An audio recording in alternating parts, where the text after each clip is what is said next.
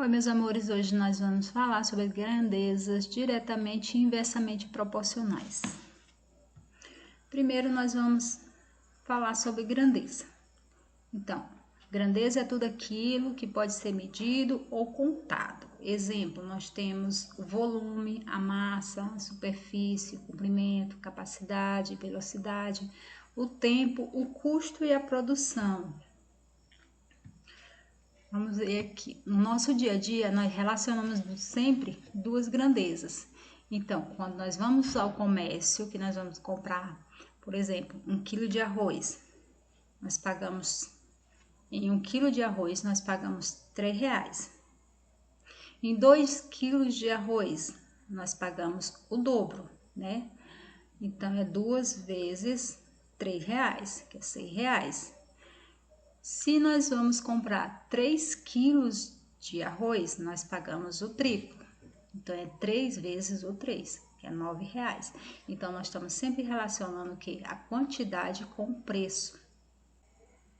Também podemos relacionar a distância em quilômetro e tempo em minuto. Então, se em 15 minutos eu percorri 3 quilômetros, no dobro desse tempo, nesse tempo aqui, que é 30 minutos, eu percorri também o dobro da distância, né? Considerando a mesma velocidade média.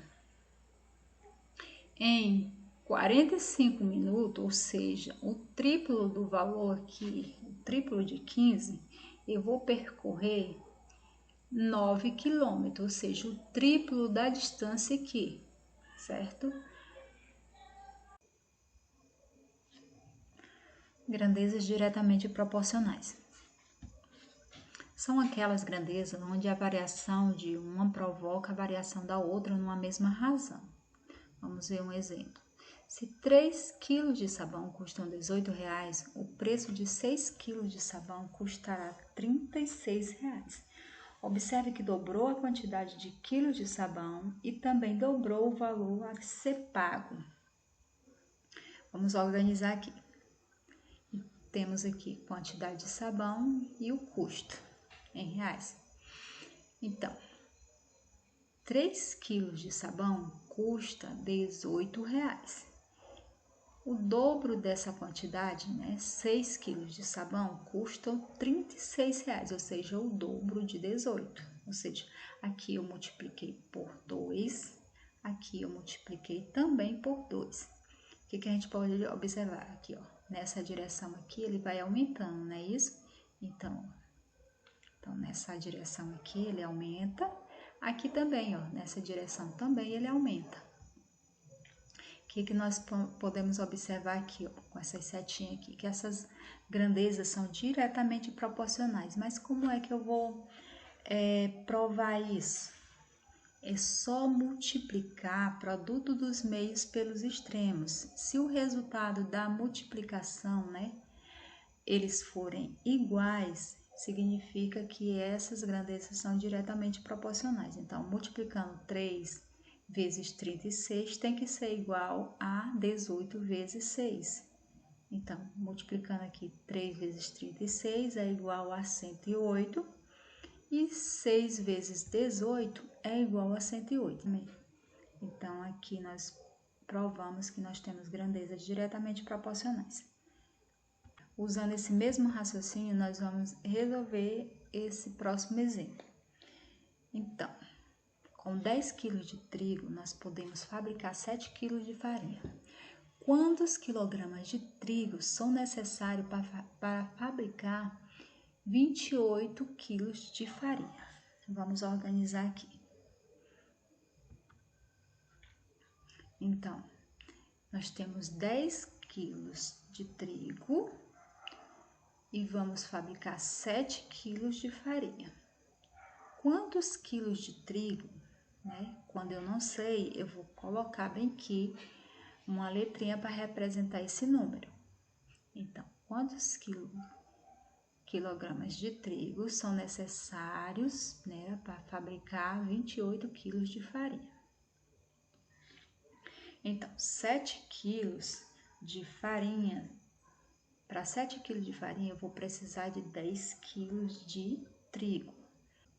Para 28 quilos de farinha, eu vou precisar de mais trigo, não é isso? Então, ó, só observa aqui que aqui vai aumentar, não é isso? Esse x aqui vai ser um valor maior do que 10. Então, ó, ele vai aumentar nessa direção. O que a gente já pode observar aqui, ó? Que também esse aqui aumenta na mesma direção, no mesmo sentido. Então, aqui são grandezas diretamente proporcionais, mas para que isso seja verdade, essa multiplicação de x vezes 7 tem que ser igual a 10 vezes 28. Então, vamos calcular aqui. Como eu já sei que elas são diretamente proporcionais, a gente vai resolver aqui. Então, produto dos meios pelos extremos. Vou calcular primeiro x vezes 7, certo? Lembrando que o número vem na frente da letra. Então, fica 7 vezes o x, eu vou repetir o 7 e o x, e vou igualar a 10 vezes o 28.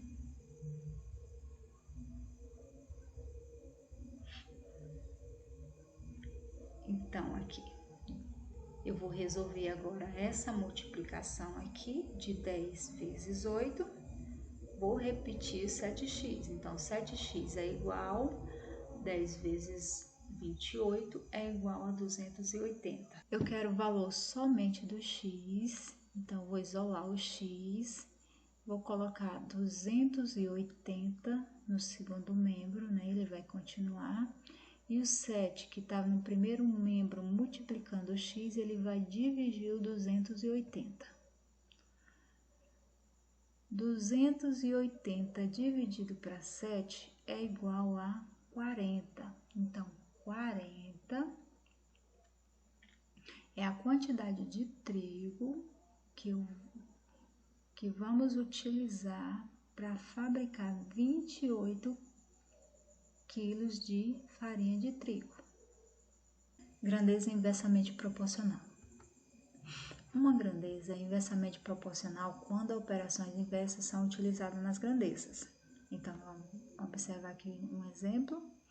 Para encher um reservatório são necessárias 30 vasilhas de 6 litros cada uma. Se fossem usadas vasilhas de 3 litros cada, quantas serão necessárias? Essa questão já está resolvida, vamos ver a organização dela. São necessárias 30 vasilhas de 6 litros para encher um reservatório. 60 vasilhas de 3 litros enchem também o mesmo reservatório. O que a gente pode observar aqui, ó? Que a gente tem o número 30 aqui e tem o número 60. Qual operação aqui que eu posso fazer aqui? Uma operação que eu posso fazer para o meu resultado ser 60. Se eu pegar esse 30 aqui e multiplicar por 2, né? Isso, se eu multiplicar por 2, o meu resultado seria 60. Então, eu utilizei uma multiplicação, né? Vamos observar aqui, ó, esse 6 aqui. Que operação eu vou fazer daqui para me ter o meu resultado aqui? 3. Então, se eu pegar esse 6 aqui e dividir por 2, o meu resultado vai ser igual a 3. Vamos observar aqui, ó. Eu tenho operações aqui inversas. Então, nós temos grandezas inversamente proporcionais. Então, observando mais aqui, ó. Aqui, esse valor aqui é menor do que esse. Então, tá nessa direção a nossa setinha. Observando aqui, eu tenho aqui quem é menor é o 3, maior é o 6. Então, a nossa setinha tá para cima, né? Indicando aqui o maior. Então, aqui eu tenho setinhas contrárias, indicando grandezas inversamente proporcionais. O que eu posso fazer aqui? As grandezas inversamente proporcionais. Eu não vou multiplicar em x, eu vou multiplicar na linha aqui. Então, vou multiplicar 30 vezes 6, 30 vezes 6 é igual a 180. esse 180 aqui vai ter que ser igual à multiplicação de 60 vezes 3. 60 vezes 3 é igual a 180. Então, usando esse mesmo raciocínio, nós vamos resolver o exemplo 2.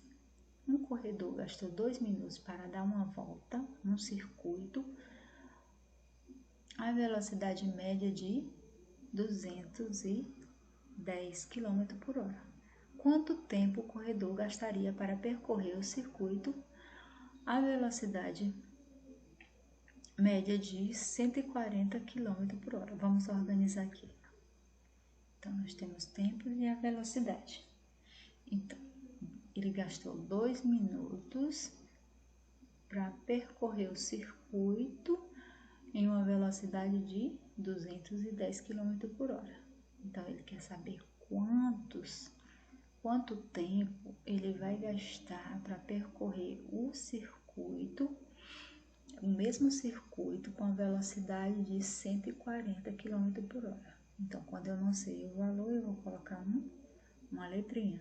Então, vou colocar o X. E agora? Agora eu só vou observar aqui, ó. Aqui ele percorreu em 2 minutos a velocidade de 210, né?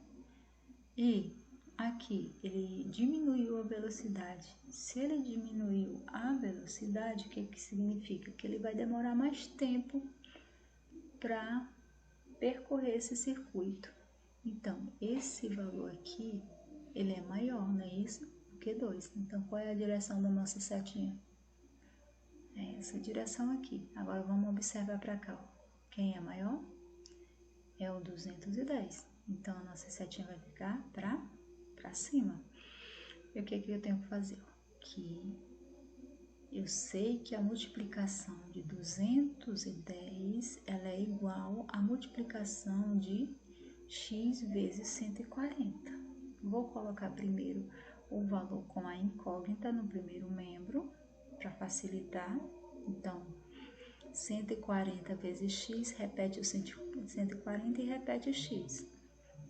É igual a 2 vezes 110. Então, nós temos 140x é igual a 2 vezes 210. 140x é igual à multiplicação de 2 vezes 210, que é 420. Coloco o x, né, que nós só queremos o valor do x. Vou repetir 420 e vou dividir por 140, que era o número que estava multiplicando o x.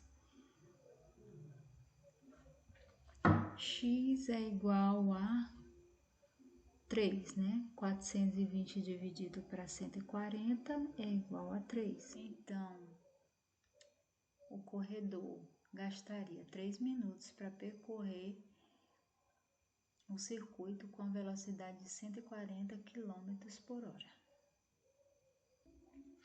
Então, até o nosso próximo encontro.